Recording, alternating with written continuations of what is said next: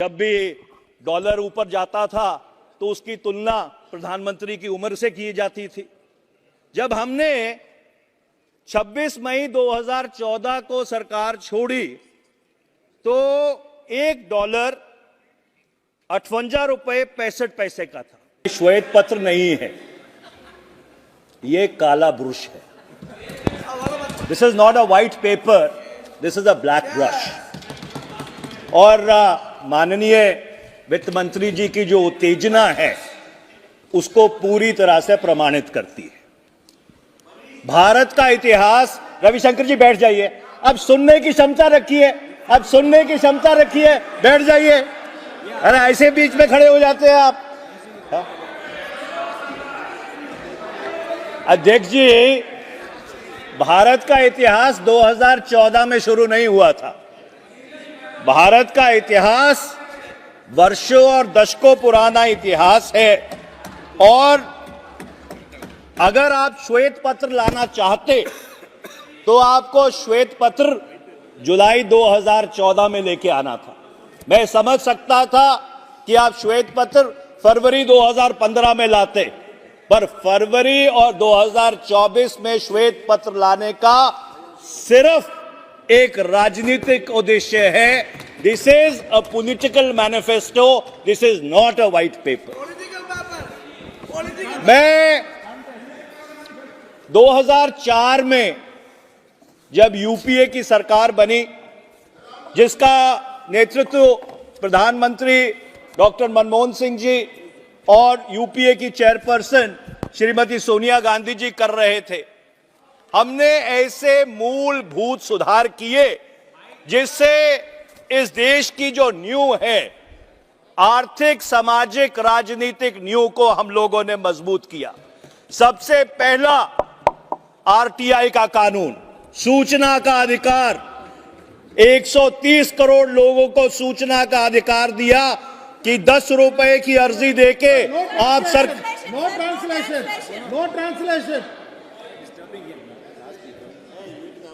10 रुपए की अर्जी देके आप ब्लॉक से लेके राष्ट्रीय स्तर तक किसी भी सरकार से कोई भी सूचना मांग सकते थे।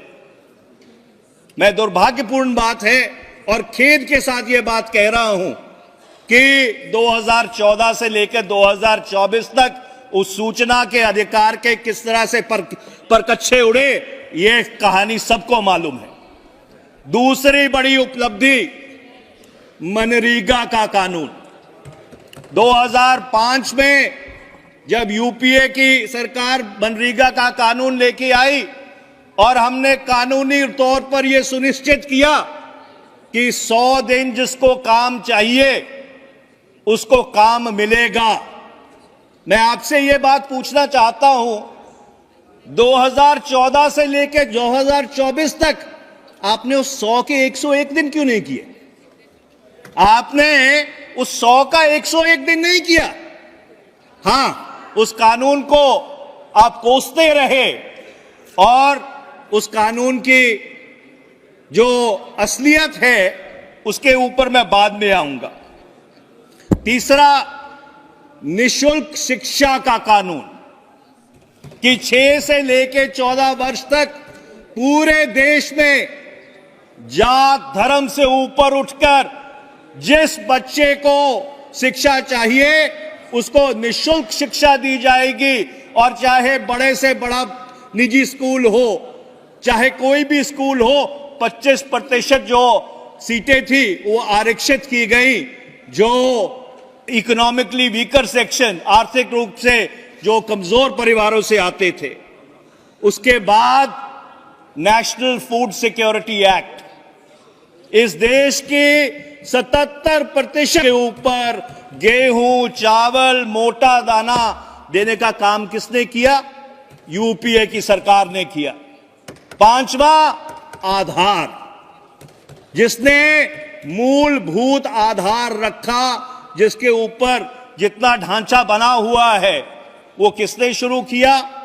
और जब यूपीए ने सरकार छोड़ी तो उस समय 80 करोड़ से ज्यादा आधार कार्ड बने हुए थे। मैं आपसे पूछना चाहता हूं कि आपके पिछले 10 वर्ष की क्या उपलब्धि रही है। क्या अगर आप नोटबंदी को उपलब्धि मानते हैं तो मैं आपके विवेक पे छोड़ता हूं। अगर आप जीएसटी को जिस तरह से क्रियान्वित किया उसको उपलब्धि मानते हैं, जिसने भारत का सारा लघु उद्योग को कई सालों तक नष्ट कर दिया, तो फिर मैं उसको आपके विवेक पे छोड़ता हूं। मैं उम्मीद करूंगा जब वित्त मंत्री अपना इस मोशन के ऊपर जवाब देंगी तो जरूर इस सदन को बताएंगी कि आपकी सरकार की ऐसी कौन सी 5 बड़ी उपलब्धियां रही हैं तो आपके 10 साल के कार्यकाल में। अब मैं अर्थव्यवस्था पे आता हूं। अध्यक्ष महोदय, 2004 में जब हम लोगों ने सरकार संभाली तो परिस्थिति क्या थी।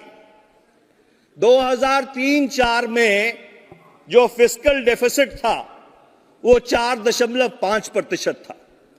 2007-8 में आर्थिक महामंदी, अंतर्राष्ट्रीय आर्थिक महामंदी से पहले वो घटकर 2.8% हो गया।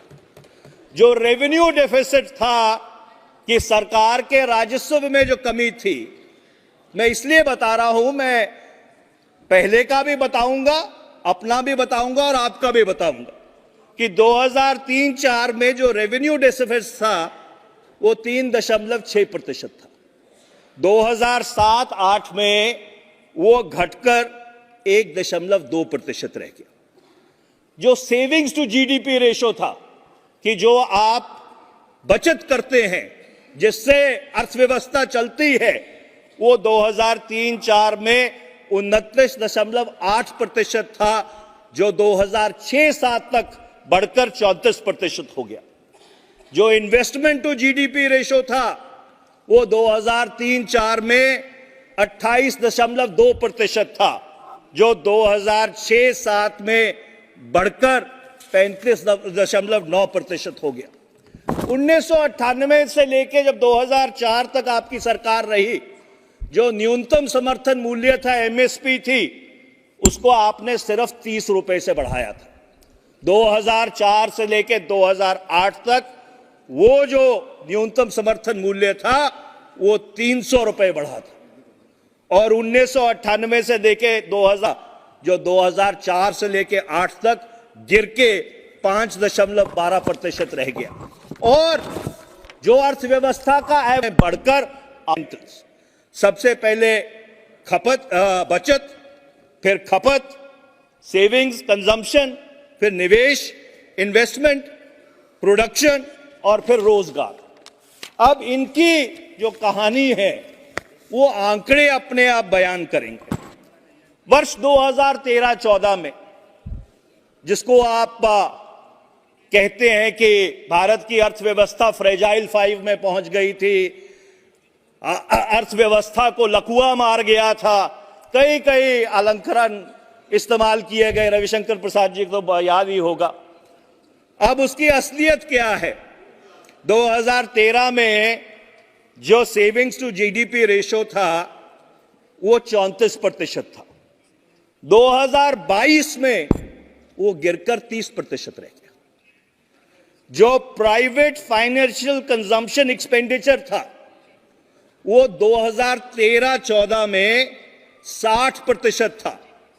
2023-24 में वो गिर के 56.9% रह गया। जो इन्वेस्टमेंट टू जीडीपी रेशो था 2013-14 में 33.8% था।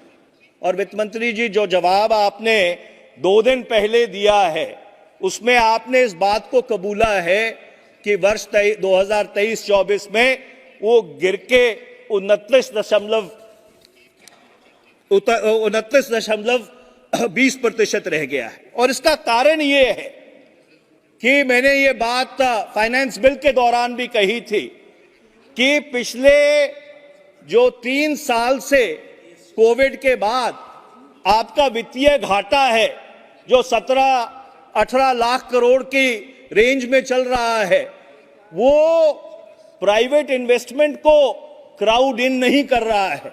वो प्राइवेट इन्वेस्टमेंट को क्राउड आउट कर रहा है। जब सरकार ही इतना कर्ज लेती है बाजार से अपना खर्चा चलाने के लिए, अपने बजट को बैलेंस करने के लिए, तो जिस निजी क्षेत्र को आपने 2019-20 में इतने बड़े बड़े कंसेशंस दिए थे उस निजी क्षेत्र को तो वो मार्केट एक्सेस मिल ही नहीं पाता। मैं आगे चलता हूं। जो ग्रॉस कैपिटल फॉर्मेशन थी 2013-14 में वो 33.8% थी, 22-23 में गिरकर 31.4% रह गई। अब आप बेरोजगारी के दर पे आइए। बेरोजगारी का दर वर्ष 2013-14 में 4.9% था और सीएमआई की जो 4 मंथ की मूविंग एवरेज है, क्योंकि सरकारी आंकड़े तो आने बंद हो गए हैं, वो 2023-24 में 8 से लेके 9% है। इस देश में पिछले 10 वर्ष में जो बेरोजगारी है वो बढ़ी है। आपने खुद अपने बजट के भाषण में यह बात कही 10वें पैरे में कि 2014 से लेके 24 तक 25 करोड़ लोगों को गरीबी रेखा से, मल्टी डायमेंशनल पॉवर्टी से मुक्त किया गया। यह बात भी सही है कि 2004 से लेके 14 तक 27 करोड़ लोगों को गरीबी रेखा से ऊपर लाया गया। तो जो सरकार 27 करोड़ लोगों को गरीबी रेखा से ऊपर लेके आती है, उस सरकार के बारे में आप कहते हैं कि उन्होंने तो कुछ किया ही नहीं। They were absolutely an incompetent government. ये किस तरह का लॉजिक है कि अगर आप अपनी पीठ थपथपाते हैं कि हमने 25 करोड़ लोगों को हमारे 10 साल के कार्यकाल में गरीबी रेखा से ऊपर उठाया, तो जिस सरकार ने 27 करोड़ लोगों को, और इसका जिक्र आपने अपनी 2020-21 के बजट भाषण में भी किया था, उसकी आप निंदा करने में कोई कसर नहीं छोड़ते। ये किस तरह का कि रोजगार का क्या हुआ? और उसका सबसे बड़ा प्रमाण यह है कि वर्ष 2013-14 में जब हमने सरकार छोड़ी थी तो मनरेगा का जो बजट था वो 33,000 करोड़ था। जो एक्चुअल पैसा खर्च हुआ वो 32,992.83 करोड़ रुपया हुआ। 2023-24 में वो बढ़कर 86,000 करोड़ हो गया। तो इसका यह मतलब है कि अर्थव्यवस्था में रोजगार नहीं पैदा हो रहे। लोग जो मिनिमम वेज है उस मिनिमम वेज पे काम करने के लिए तैयार है। साल में दुगना करना पड़ा। आगे मैं प्रमाण देता हूं। 2014-15 में 16,572.1 लाख परसेंटेज मनरेगा में क्रिएट हुए। 2022-23 में वो बढ़कर 29,564.15 लाख परसेंटेज हो गए। मतलब जितने लोगों ने मनरेगा में काम ढूंढा उनकी गिनती दोबारा दोगुनी हो गई। तो अगर अर्थव्यवस्था में रोजगार के साधन थे तो लोग जाकर मनरेगा के तहत मिनिमम वेज पे काम करने के लिए तैयार नहीं होते। आपको यूपीए का धन्यवाद करना चाहिए कि जिस स्कीम को आप कहते थे कि ये गड्ढे खोदने और गड्ढे बढ़ने की स्कीम है, इसी स्कीम ने आपको पिछले 10 साल में बचाया है, नहीं तो इस देश में अराजकता होती। अब आप सुनने की धैर्य रखिए। मैं जब आप बोलती हैं तो मैं कभी बीच में नहीं बोलता हूं, तो धैर्य रखिए। अब जो बीच में नहीं बोलता अध्यक्ष जी, मैं किसी के 5 साल में किसी के बीच नहीं बोला हूं।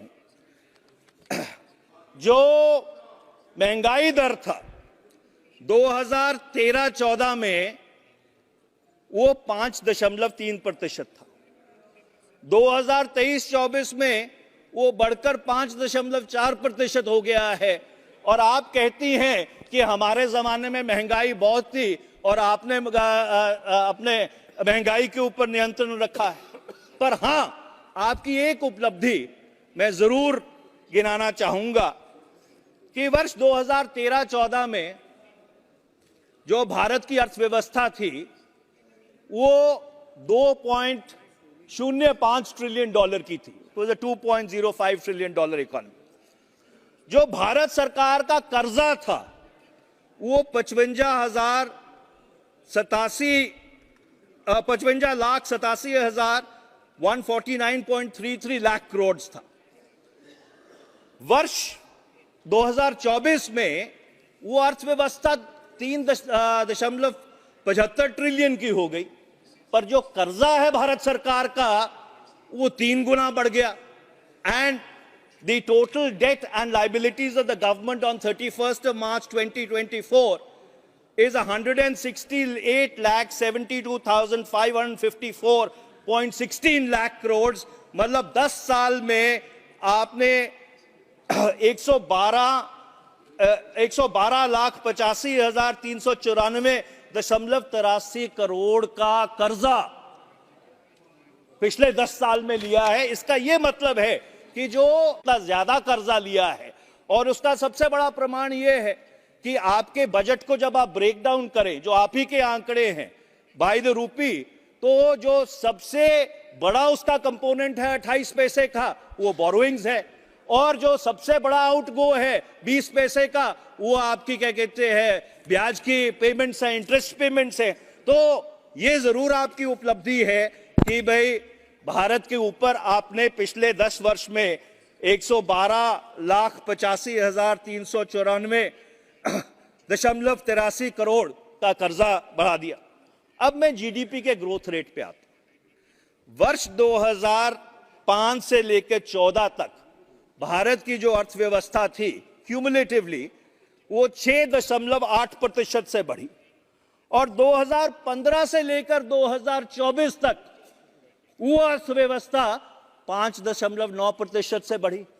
और आप ये कहती हैं कि हमने अर्थव्यवस्था का सत्यानाश कर दिया, हमने अर्थव्यवस्था बर्बाद कर दी, हमने सारे बैंक लूट लिए।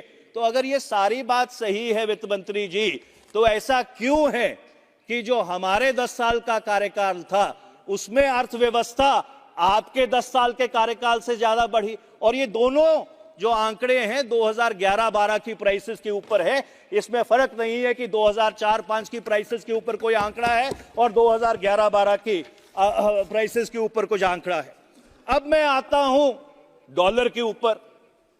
आप भी प्रवक्ता थी भारतीय जनता पार्टी की, मुझे याद है कि डॉलर के बारे में बहुत बात हुआ करती थी। जब भी डॉलर ऊपर जाता था तो उसकी तुलना प्रधानमंत्री की उम्र से की जाती थी। जब हमने 26 मई 2014 को सरकार छोड़ी तो $1 ₹58.65 का था। 4 फरवरी 2024 को वो डॉलर 82.93 का है। तो उस समय तो डॉलर के ऊपर बहुत उत्तेजना होती थी, बड़ी बड़ी बहस होती थी रोज टेलीविजन के ऊपर। ये कहा जाता था कि डॉलर प्रधानमंत्री की उम्र से तेजी से बढ़ रहा है। आज क्या हुआ? मैं उन शब्दों का प्रयोग नहीं करना चाहता, मैं कभी किसी चर्चा का स्तर नहीं गिराता, पर आपको इस बारे में सोचना चाहिए कि वो आप तब बोलती थी और जब आज जो परिस्थिति है उसके बारे में आप क्या कहना चाहती हैं। अभी मैं आगे आता हूं। पिछले 10 वर्ष में अंतर्राष्ट्रीय बाजार में पेट्रोल और डीजल की कीमत गिरती रही, कच्चे तेल की कीमत गिरती रही, और मैंने कल भी यह बात कही थी कि जो आपकी ऑयल और गैस इंपोर्ट डिपेंडेंसी वो बढ़ती रही। 87.5% है इस साल के पहले 9 महीनों में, पर अंतर्राष्ट्रीय बाजार में कच्चे तेल की कीमत गिरती रही, यहां पेट्रोल और डीजल की कीमत बढ़ती रही। 2014 में 410 रुपए का सिलेंडर था, आज 903 रुपए का सिलेंडर है, 120% बढ़ा है। पेट्रोल 2014 में 71 रुपए पर लीटर था, आज 97 रुपए पर लीटर है, 37% बढ़ा है। डीजल 55 रुपए लीटर था, आज 90 रुपए लीटर है, 64% बढ़ा है। मस्टर्ड ऑयल आपके सरसों का तेल 90 रुपए किलो था, आज 143 रुपए किलो है, 60% बढ़ा है। आटा 22 रुपए किलो था, आज 35 रुपए किलो है, 60% बढ़ा है। दूध 35 रुपए का लीटर था, आज 60 रुपए लीटर है, 71% बढ़ा है। और आप ये कहती हैं कि हमने अर्थव्यवस्था के परकच्छे उड़ा दिए। अगर आप इन सब आंकड़ों को संज्ञान में ले तो पिछले 10 वर्ष में महंगाई ने आम आदमी की कमर तोड़ दी है। मुझे याद है सुषमा स्वराज जी यहां बैठती थी जब नेता प्रतिपक्ष होती थी, तो वह कहा करती थी कि गृहिणी के आंसू बह रहे हैं। आज सही रूप में गृहिणी के आंसू बह रहे हैं। और आखिर में मैं एक बात कहना चाहता हूं, आपने 10 वर्ष से phone banking phone banking phone banking phone banking की बात की। आप तो एक बहुत पढ़ी लिखी अर्थशास्त्री हैं, आपको यह बात मालूम है कि किसी भी लोन को सैंक्शन करने से पहले उसका जो चीफ जनरल मैनेजर है वो ड्यू डिलिजेंस सर्टिफिकेट साइन करता है, उसके बाद उसका बोर्ड ऑफ डायरेक्टर्स उसको अप्रूव करता है। मैं आपको यह पूछना चाहता हूं कि आप फोन बैंकिंग की बात करती हैं, पिछले 10 वर्ष में आपने किसके खिलाफ एक्शन लिया? कौन से चीफ जनरल मैनेजर के खिलाफ एक्शन लिया? कौन से बोर्ड ऑफ डायरेक्टर्स के खिलाफ एक्शन लिया? कौन से राजनीतिज्ञ के खिलाफ एक्शन लिया? आप बात बड़ी बड़ी करती हैं, 10 साल आपको मिले, आपने एक चीफ जनरल मैनेजर के खिलाफ एक्शन लिया? आपने एक बोर्ड के खिलाफ? 1 मिनट अध्यक्ष जी, 10 साल की बात है, सुन लीजिए, आखिरी 2 दिन रह गए हैं संसद के। आपने किसी राजनीतिक लीडर के खिलाफ एक्शन लिया? सदस्य किसने फोन किए थे? आपकी बहुत लंबी लिस्ट। और मैं आखिरी बात यह कहना चाहता हूं, और यह दुर्भाग्यपूर्ण बात है, और स्टैंडिंग कमेटी और फाइनेंस की इसके ऊपर एक नहीं 15 रिपोर्ट है। जो आपका इंसॉल्वेंसी और बैंकरप्सी एक्ट है, उसने जो बैंक लूट है उसको इंस्टीट्यूशनलाइज किया है। The IBC process has institutionalized bank लूट। अध्यक्ष जी मुझे रोक रहे हैं, अगर मेरे पास इतना मटेरियल है कि मैं 2 घंटे और जो अर्थव्यवस्था की असलियत है वो उजागर कर सकता हूं। धन्यवाद अध्यक्ष जी।